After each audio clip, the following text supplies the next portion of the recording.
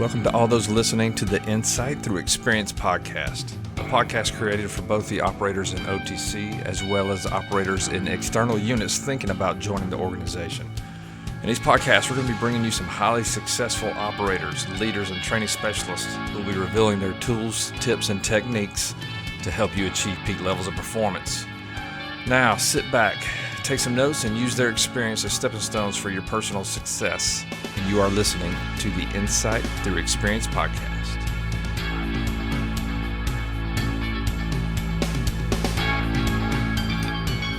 All right, everybody, welcome back to Season 2, Episode 2 of Insight Thru Experience Podcast. This week we have Nick. Nick is a combat rescue officer, and he is currently the Assistant Director of Operations at the organization that he's at right now.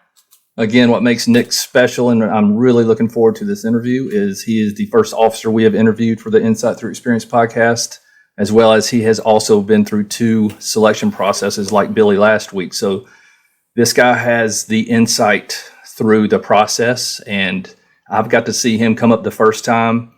He fired a good shot on target, but in the end, he came back, and if you look at his data in the database, one of the strongest candidates we've had. So really looking forward to this week. Nick, how are you doing, buddy? Doing well. Thank you for having me.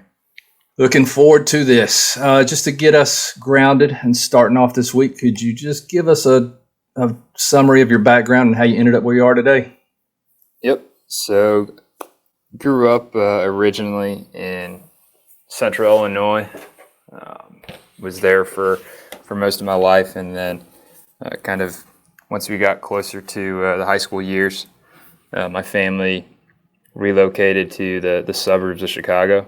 I grew up playing hockey all my life, so for me, I was super excited about that transition from a smaller town where it wasn't as popular of a sport to a bigger city where pretty much anywhere you looked, there was an ice rink. The high schools had teams, very involved.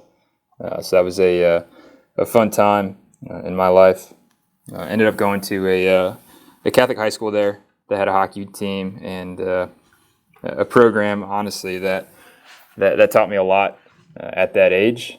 And as anyone who has played hockey, or whether competitively or just for fun, they realize that it is a physically demanding and mentally demanding sport, and I think kind of growing up playing hockey kind of instilled that in me at a young age with the work ethic and what goes into it. Once I was done in high school, graduated there, went to school down at Southern Illinois University in Carbondale. That's where I got involved in the ROTC program. I learned about combat rescue, and once I kind of was exposed to that and learned more about it, my heart was set on pursuing that avenue with submitting my application to try out at the selection, and everything went well, and it's kind of led me to where I am now. Yeah, when you went through that process, what were some of the differences that you noticed between you and the guys who got a thumbs up and the guys who got a thumbs down? So the big difference that I noticed from the guys that were selected and the ones who weren't were the guys who did really well out there were the ones who were able to take it one event at a time, and they didn't get into their own heads. And for me, at that first selection, it was so easy because, like I said, it was all new to me. I had no idea how each event was going to go, and I definitely didn't have an idea of what the next event was going to be, how physically demanding it was going to be, how mentally demanding it was going to be. So it really allowed me to just focus on what was right in front of me, and not getting sucked into the rabbit hole of what can come. And that was the big difference that I saw. And it didn't matter the ages. We had guys that were in college, same age as I was, very young, and then we also had guys who had experience in the military, coming from different backgrounds, who had the same outlook. The guys who were able to take it one event at a time and then not hype themselves up were the ones who performed best. So what led you to make the decision to say 724 should be my next stepping stone in my career? One of the big things that led me to submitting my application to come up there were the first one was the mission set. What we do now in the rescue community, I love it, and it's a key piece in every operation, not only deployment or overseas contingency, but also in the civilian community with civilian rescue, humanitarian responses, all the things that we're capable of doing in the rescue community. I love it, and that's what originally attracted me towards going the combat rescue route, was your ability to have a positive impact on everybody, on anybody at any time. And then recently, after having a few deployments and getting that exposure, I wanted to pursue going to the next level and being a part of something bigger and having that national level impact. So you came up for the first time, I think it was what we called 1901, but that was October of 18, is that correct? Correct. All right, so you had only been, I think, an officer maybe 2 years at that point, correct? So I'd only, awarded the Crow AFSC for about 2 years at that point. Yeah, very early in one's career to come up, and I applaud you for doing it, and I hope others would at least come up and try. So what was that experience like for Nick as you put in your application and you showed up for day one at the 724 for their selection process? It was a learning experience. From the train up, getting ready for it, because again, up until that point at my current organization, there hadn't been many people that had submitted their application to go through the selection process. So it was fairly new and unknown as to what to expect going up there. How is that? So me knowing you now, how did that sit in your mind? Sounds like your hockey background, sounds like you handle probably the stress a little bit. What did you do? How are you focusing on just doing what you can do to prepare? What was that like? What were the lead up weeks like before you came up? It was difficult because you balance your current work position as well as training for one of the most physically demanding things that you think you're about to endure. So there's like I said, the balance of making sure that neither one of those areas suffer, because you still want to do the absolute best you can at your current position, but you also know that you need to give it 110% to make sure you're physically and mentally prepared to go in that selection. So it was a lot of long days, a lot of time spent by yourself walking on trails with the ruck, and making sure that, like I said, not only physically but mentally you're where you need to be to perform when you arrive at selection for day one. So many good rocks of knowledge right there that I want to highlight. First, I think being the first officer that we've interviewed for this, that the dedication that you have to have on both ends is extreme, kind of like you just said. You can't let team functions fall off at your current unit, but if you don't prepare hard enough to come up for the process at our place, you don't have a shot. So really good to hear that balance, and I think that's important for folks to realize that you've just got to figure it out. And I would also plug in, that's why we try to put as much information on the website as we can, because we don't want it to be a secret. We want to give you the outline of how to prepare so it makes it makes your life easier at your home station so you can focus on family and work, because we know that doesn't stop ever. Yeah, so let's talk about selection itself. What was that experience like? Kind of like I talked about with the training portion, it was all new. Never been to the organization before, not really having any ideas to what to expect with how selection unfolds, other than the information that's on the website. It's not a secret, but you have to keep yourself from going down the rabbit holes of the unknown, because there's only so many variables you can control, and your performance is the most important one. Yeah, I like that. So looking at your performance, just so the audience knows, Nick made it through. We just decided at the board, the commander thought he needed a little more time back at his unit, and then invited him to come back. So I need to throw that out there. It wasn't like Nick didn't make it through. He absolutely made it through. And I'll be honest with you, for me watching the process and running the process, look, I know I read what you wrote in your comments about it was how hard it was and how mentally challenging it was, but you performed fairly strongly all the way through. So what led to that, what I would consider a strong performance? And I would tie back to how did you prepare for it, and then how did that play out real time when you got to selection?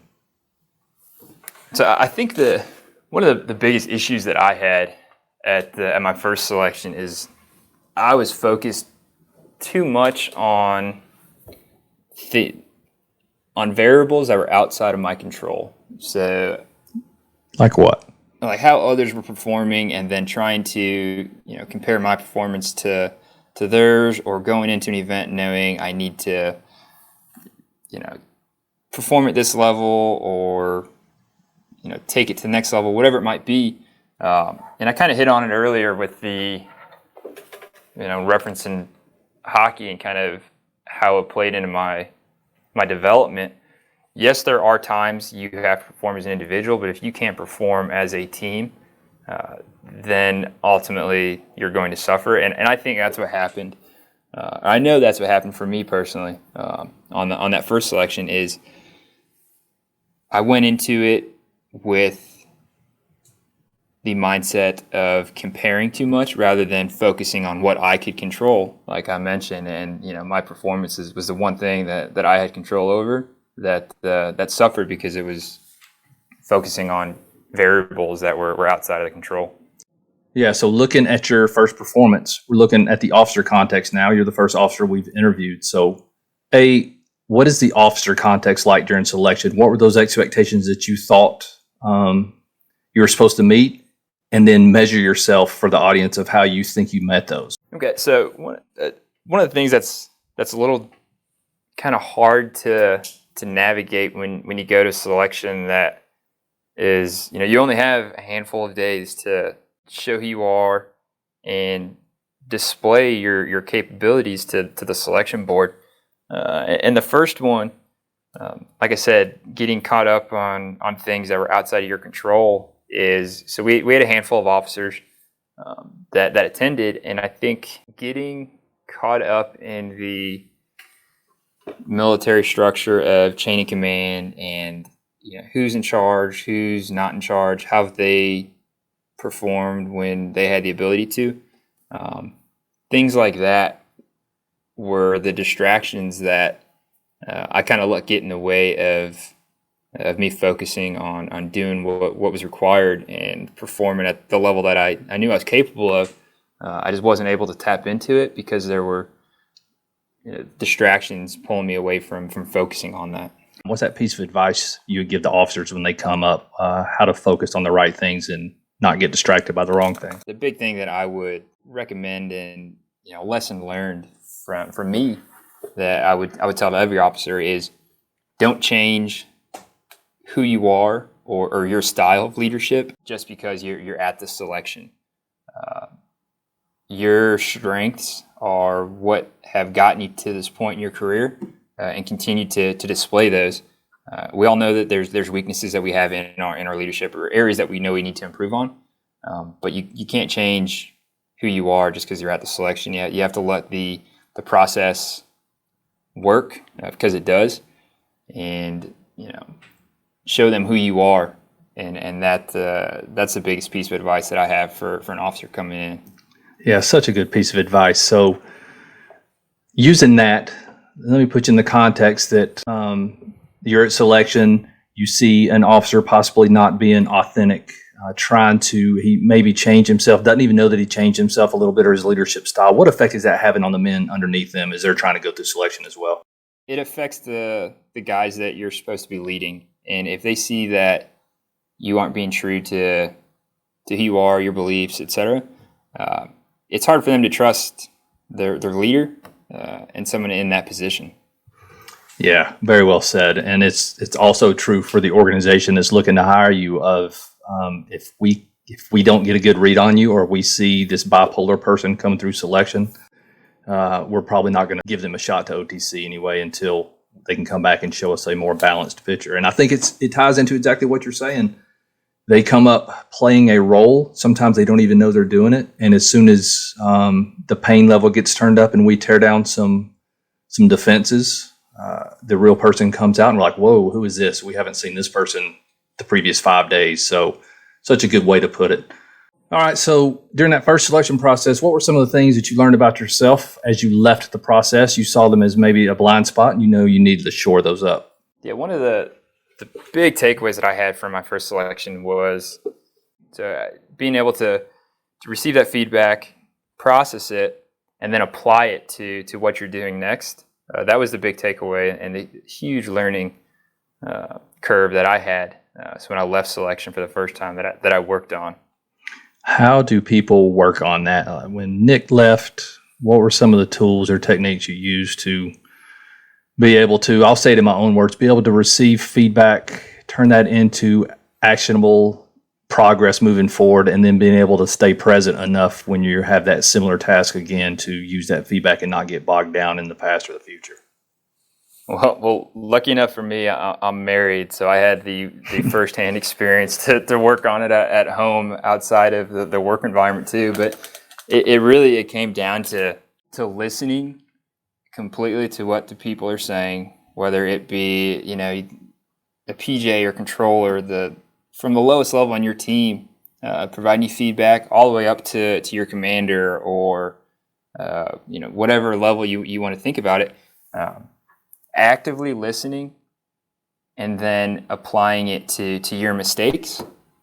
And then, for me personally, I keep a little after action folder on my computer that, I go through with all the different positions I've had, different events I've been a part of, where I kind of highlight the strengths and, more importantly, the weaknesses, that I can keep everything compiled, and I catch myself kind of going back and referencing that to make sure that just because you apply it once doesn't mean you fixed it. It's a constant work, and always pushing yourself to get better is key, and it's critical. And kind of being able to reference that stuff and always apply it and always work on it to get better is huge. Yeah, those are some good tips, and I would offer that AAR document is going to get really full in a few months. Oh, yeah. Because it's going to be another fire hose in OTC, but I think one that you're going to enjoy and just thrive in. You're standing in front of the boss that first selection. He looks across and just says, Nick, we're not picking you up. What's that mental state when you're walking out of that room, and how did you process that over the next few days and months? Yeah, I mean, nobody who goes through that entire selection and is told no is happy. And I was upset. I was mad.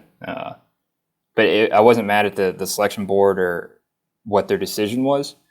Kind of like I mentioned in some of the other questions, is I was mad at myself because I knew I didn't put my best foot forward with my performance until too late in the first selection.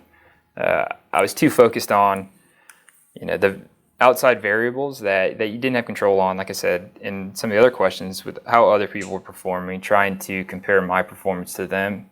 And then most importantly, Nick, why is that such a distractor, or why is that such a bad thing? I think I want to pull that thread just for a minute. We'll say we're going to double click on this. Like what is the reason why that's just going to be a distraction and pull guys the wrong direction? Because there's so many events that you do when you're at selection, and you're not gonna do the best.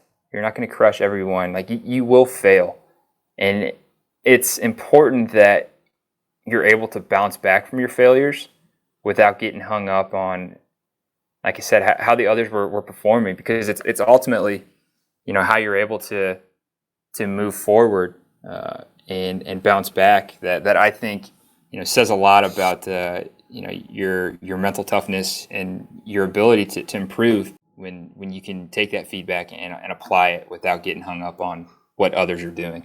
Yeah, I'll say that from my vantage point and in my language, it is when you get there, we're getting a baseline on you once you come to selection. And then we're watching how you improve that baseline all the way through, how you can take a piece of information after an event and use that to elevate yourself up the progression ladder. We never compare like Nick with another officer when it comes to an event, because that doesn't make sense. They're two totally different personalities and people. So I think if people can keep that in mind, it's the person that you're staring at in the mirror that we are comparing you against as well. It's that competition between yourself the whole time that is going to be the deciding factor, whether you get hired or not. Continuing on with your mental state, though, when you left, what were those like going back home, integrating back with a team? Man, I think that's got to be hard. How did you handle that?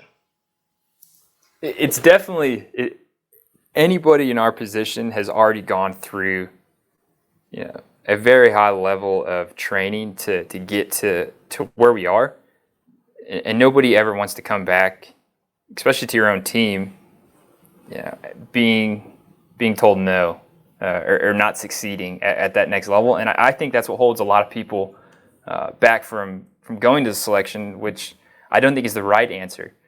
So going back to the team, it was difficult. However, I made sure it didn't affect my performance, and I think that in turn also allowed my team to focus on what we needed to do. There wasn't a distraction, but mentally it was difficult because you don't know what can happen over the next 6 months or next year, depending on if you go back to selection. And for me, it was the second I left, I knew I wanted to go back. So it was. There's a lot of variables that you don't know, that you can't control because of PCSs, deployments, injuries, things like that. And I didn't want to lose the opportunity to come back and show the selection board what I was capable of for a second run at the selection process. Yeah, I think those are some really good points to foot stomp as well for the folks out there who are thinking about coming up with the process. The Air Force is going to start dropping orders at some point on you. And once they do, we can't touch you as an organization. So you just got to manage your career. And then that's the first go. And then if you come up to selection and get a non-select your first time, then kind of like Nick's saying, it's a wild card race if you stay out at your unit too much longer without coming back up and giving it another shot. So I'm just trying to mentor some folks out there who might be on that bubble right now and just say, just do it. Just put in the application. If we pick you up in phase one and come up, and the worst that can happen is you're going to grow and be a better operator when you leave the experience, whether you get a select or non-select. And that's a huge takeaway as well. The in-depth level of feedback that you receive through that selection will make you better, guaranteed. And I think having that prepared me to come back for that second selection and perform at the level I did. So, people wondering, and you kind of mentioned earlier, saying that they would like to wait to get more experience. Going up there and getting that experience and being exposed to that environment made me a better operator. And ultimately, like I said, it definitely prepared me to come back for that second selection and perform the level I did. Yeah, that's awesome. So let's talk about that second selection and your rebound. How did you prepare physically? And I'll only ask this mainly because I don't think, I didn't see the physical struggle in you during either selection, so I think you had this nailed. But for those guys who don't know or who haven't been up, what is that suggested way that they should prepare their bodies to get ready for what's coming? The big thing is, work with your strength and conditioning coach. And if you don't have one, utilize the resources that the 724 offers on the website with the training programs, the suggestions, and the kind of the left and rights and recommendations, because ultimately that's a huge piece in your ability to succeed at that selection. And for me personally, kind of following those plans and tapping into those resources, they're the professionals. They know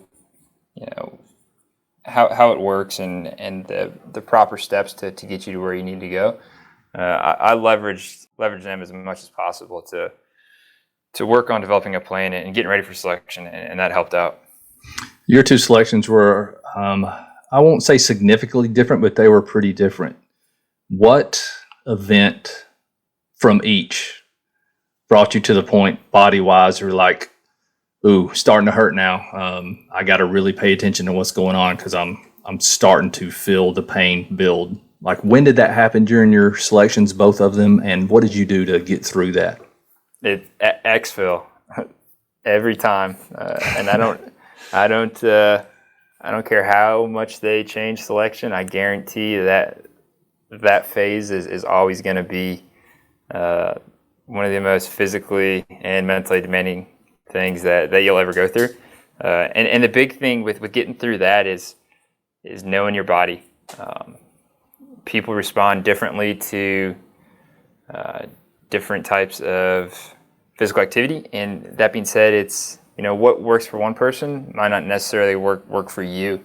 And this goes back into the train up leading up to it. You have to know when to fuel your body and how to fuel it. And if you're not taking care of your body with proper nutrition, proper fluid intake, your body's gonna fail. There's no way of getting around it, especially with what you're doing at that phase. So really the most important thing that led to ultimately being able to complete that is fueling the body, getting the calories, getting the fluid, making sure that it's there when you need it to be. Yeah, I keep foot stomping the fact that the first or the easiest way to get a non-select at our selection process is to not know how to take care of yourself. And that doesn't mean you should recede into yourself and only look out for yourself. Clearly not. But if you're not taking care of yourself, you can't take care of the other folks around you. And it's just a no-brainer for us. But it will be really good feedback for you at the end of selection because we'll sit down and give you all that feedback and try to make you a better operator as you leave the process. But for all the operators out there right now in special warfare, the key to the foundation of it all is knowing how to take care of yourself and recognize those symptoms, kind of like Nick's saying. And I think that event, and I think I would argue it's getting tougher. I think this last selection that we just ran in March was probably the toughest Exfil we've ever ran for certain reasons. They're all going to be tough, and we're all going to push you to a limit to where you have to show us that you can take care of exactly what Nick's saying. You got to know your body, and you got to know when to fuel it. You got to know, and you also have to be able to look around and see others and help them in some hard times too. So all good stuff. Mentally, during that second selection, what was that like coming back? Like day one, now you're sitting in this weird introduction because we now do kind of this kickoff to selection. What were those thoughts going through the head as you strapped it on for one more ride? It was honestly it was a redemption for me.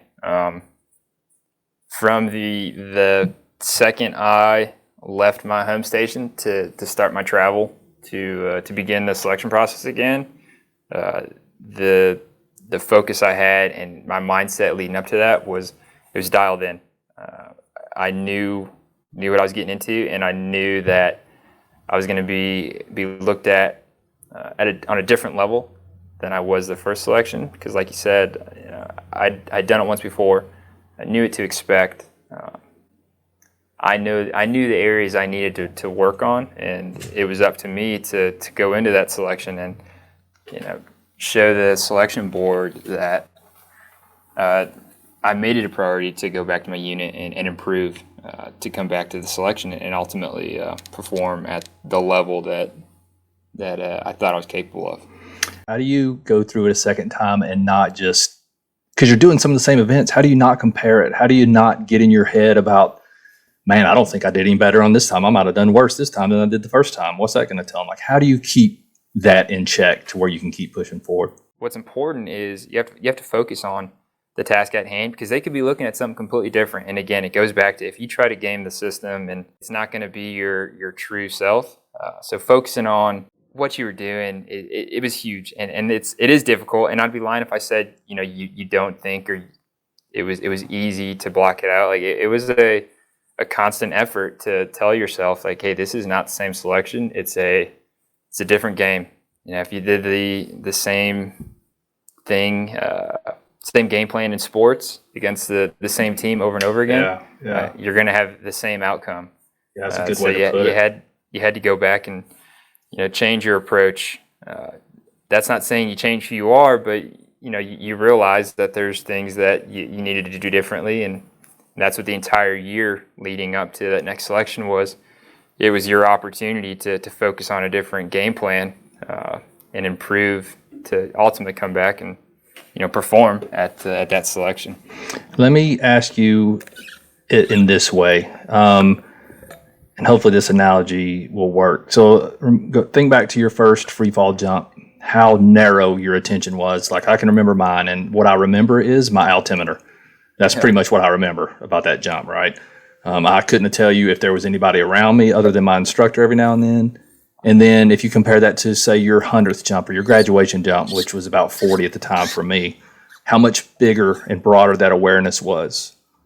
So I'm guessing, and confirm if this is right or wrong, the first time when you're coming through selection, kind of like that soda straw, you really don't know what you don't know. You're just kind of going through it. Your awareness is kind of shut in a little bit. And then your second time through, I got to imagine your awareness of what's going on around you was probably expanded significantly. Is that accurate? Oh, that's 100% accurate. You see things from a completely different point of view. For me personally, going through the second selection, I was very laid back, and that's not to be mistaken for, being lackadaisical or careless.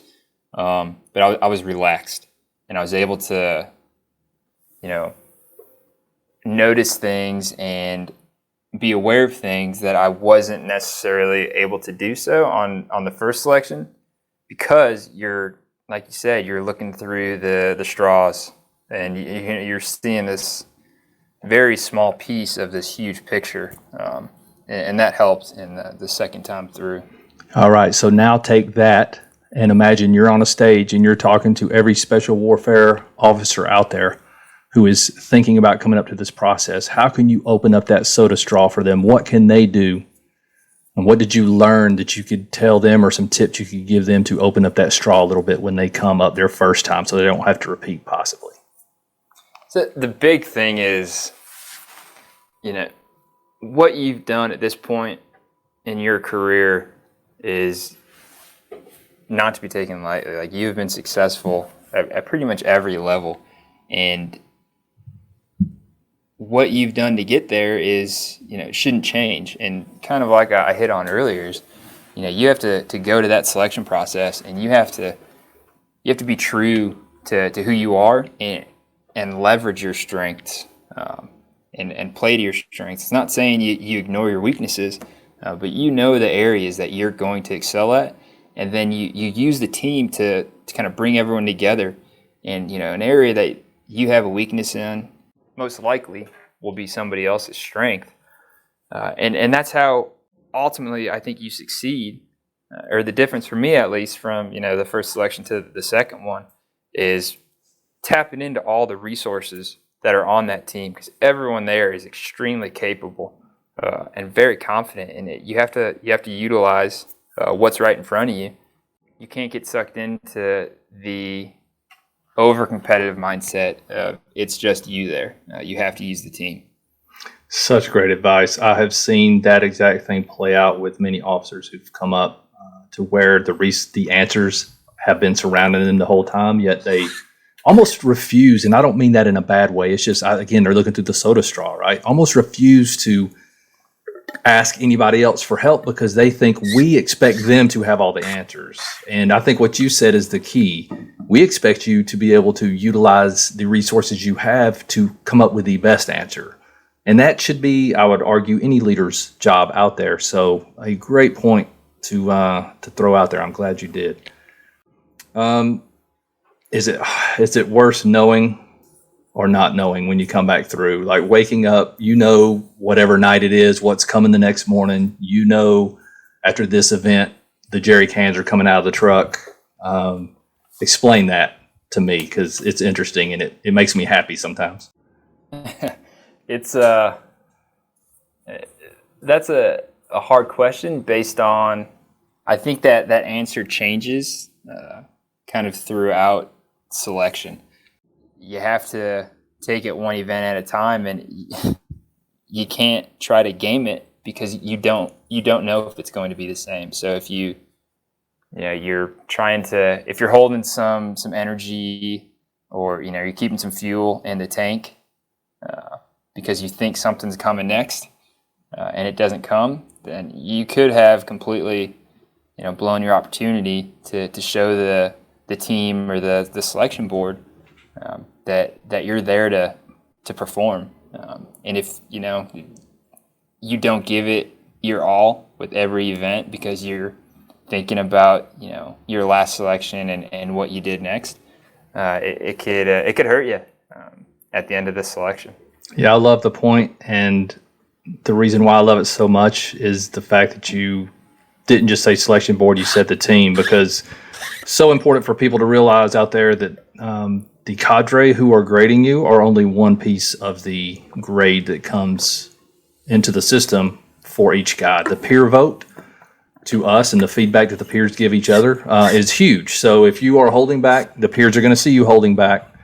It happens on Exfil a lot. Guys go into preservation mode, self-preservation mode, when the team needs them the most, and then that comes out big time in their peer feedback. So, and I think a lot of people are like, ooh, you shouldn't be sharing this because, it's going to give people secrets.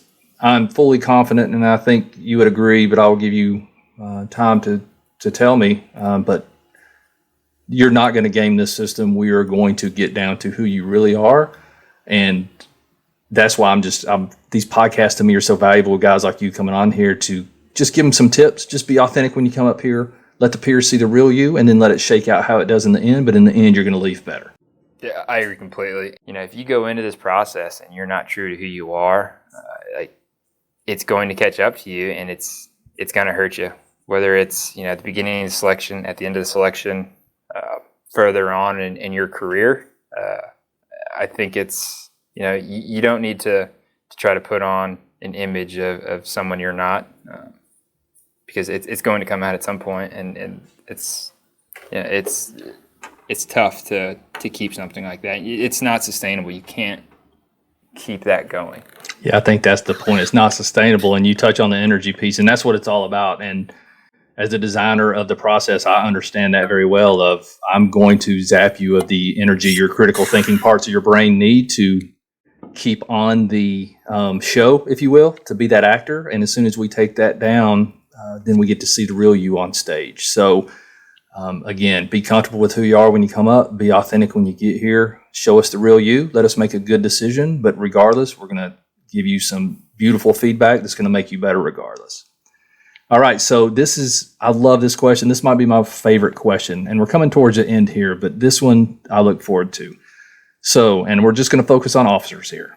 You came through, I'm looking through both of your selection list of personnel, and you've come through with a bunch of officers. Probably you've had more officers in your two selections than I can say anybody else has, especially officers who have come back. So from all those officers, and I don't ask you this to call out anybody by name, you know that, but what are some of the things that you saw maybe in an officer's performance you're like, yeah, that's probably not going to be good, and he's probably not getting picked up? And what I'm trying to get to here is, what are those things that guys could do when they come up here to avoid being that guy that you saw going through one of these two selections? So, as you mentioned, I've had a wide variety of even personalities between the officers between the two classes. And the one thing that's common between both classes from the guys that were picked up was their ability to continue to lead and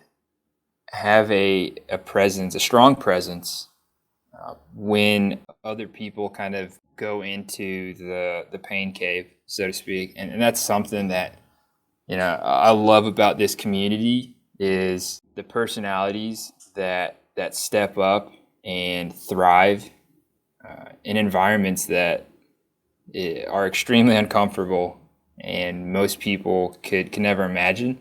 The individuals that step up and perform at a higher level were the ones that were successful in both of the selections.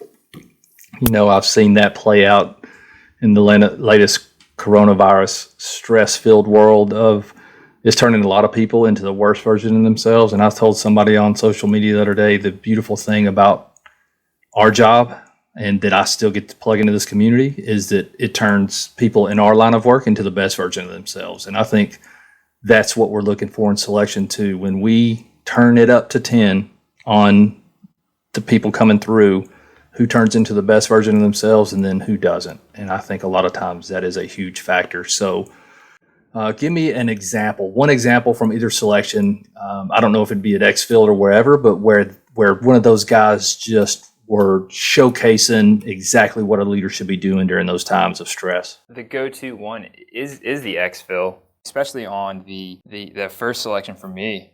One of the other officers that I went through with stepped up and it was genuine, and that's the big thing. It's the being vocal isn't the same as thriving in stressful environments. It's the ability to still have that kind of calm, collective thought process, and not panic. And that was, it was pretty cool to see that in the first Exfil that I was a part of.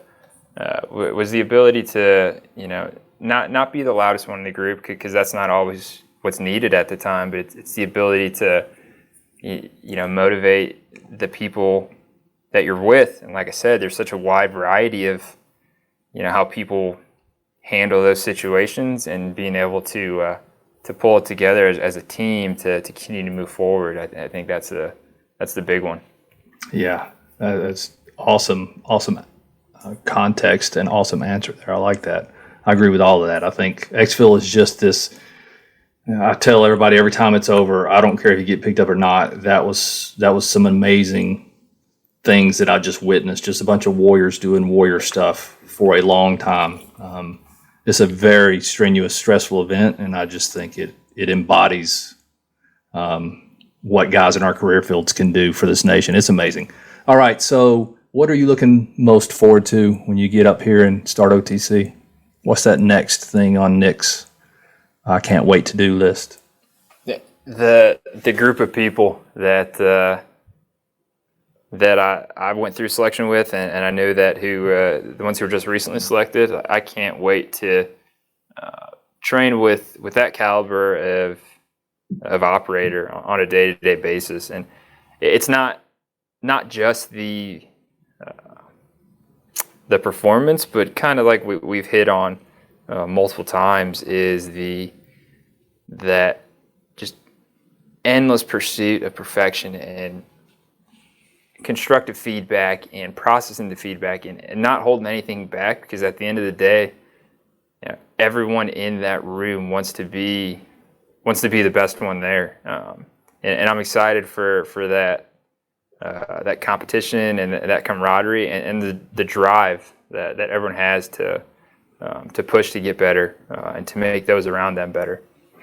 I can't just highlight that enough, and that was my OTC experience. I think anybody that has been through OTC would say the same thing, exactly how you just framed it. Of you show up every day, you're fighting to be in the middle of the pack most days. Some days you're not even making it there because everybody is so good at what they do, but they're also making you better every single day, because if you don't come in driven, like you said, you will fade to the back and probably not make it through the process. So it's almost, I use the word magic a lot, but it's almost magical of how it develops you into this next level of human and operator once you leave that process. So I look forward to you coming through it. I think you're going to do great. And I think the team that we've assembled for this coming up year is really strong. So as a leader, because we're going to be looking at you as that officer coming in and expecting you to lead when you come in, what are those things that you're trying to shore up right now before you get here to where you are ready on day one to be that leader that they need? One of the things that it isn't talked about enough on some levels when we talk about this, it's the selection and kind of what I did to prepare. But the focus right now, honestly, for me, is making sure that the family's ready for that transition, because you can't. It's tough to focus on work when there are other distractions going on. So right now it's really it's been getting the family ready, continuing to, again, focus on the areas I know I need to improve. But, big thing is making sure that everything is where it needs to be. So once we get out there, they're taken care of, they're settled in, because there's going to be some long days and there's going to be a lot of training. And I think being able to focus on that, knowing they're good and in a good spot is going to help out a lot and allow me to continue to focus on the mission and the job. Yeah, I love that answer, and it goes back to what we were talking about with energy management. If your energy can't be fully placed on where you are in the present moment and it's distracted and being pulled other places, you will not be the guy that they need to see during OTC. So, and I'm not just pointing the finger, I'm pointing, that's for anybody who comes up or anybody that comes to selection. That's anything you do in life. If your energy is being pulled in too many directions, you won't be good at anything or effective at anything. So, well said, man. Looking forward to you coming up. All right, so kind of the last question. I want you to imagine you're up on stage. You're looking out at an audience full of special warfare officers who are all coming to a future selection. Somebody stands up, says, what's one tip you would tell all of us that we should do before we come up there to help us find success? What is that one thing? Take a deep look at who you are as a person, as an operator, as a father, friend, whatever it is, and make sure that's where you want to be. One of the difficult things that I've seen at selection from the 2 times that I went was people that were there just to be there. And I'm not taking any credit away from them. Anyone who goes to that selection has my respect. It's very difficult mentally and physically. But I think if you're going there just to say you went or to check a box, maybe you're not there for the right reason. So having your why behind your motivation and your drive to go there, make sure you know what that is, because that's ultimately gonna lead to your success if you know your why and your reason behind it. Yeah, that's a great answer, man. That's an outstanding answer, really. And usually when guys self-eliminate, because we do use that language even in the introduction. Now we talk about why. The why behind why they're here and how that's got to be fortified and be that rock they're leaning on in the hard times. And when guys SIE, usually the first thing they come up to me and say, Mr. Free, I lost my why out there somewhere. And I'm like, I get it, man.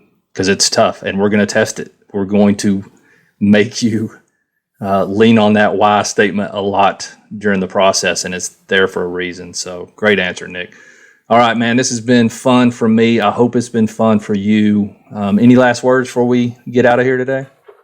I appreciate the opportunity. And the one thing that I'll say to anyone listening to this that is thinking about whether it be coming to selection or coming to or joining the special warfare community as a whole, don't let the opportunity pass. Take advantage of it. It's something that you have interest in. I recommend pursuing it because it is one of the most rewarding and fulfilling things that I've ever done, and I know it's going to continue to be that way. So just don't let the opportunity pass. Yeah, I couldn't foot stomp that enough. Perfect. All right, man, I know y'all are dealing with a whole lot of coronavirus stress back there right now, so I hope that goes well for you guys. And then tell Ryan I said hello when you talk to him. Will do. Thank you again for having me. Appreciate it, Nick. It was awesome, man. All right, everybody, that was it for the season number 2, episode 2 of Insight Thru Experience Podcast. Hope everybody has a good week. Stay Rona free, and we will talk to you soon. All right.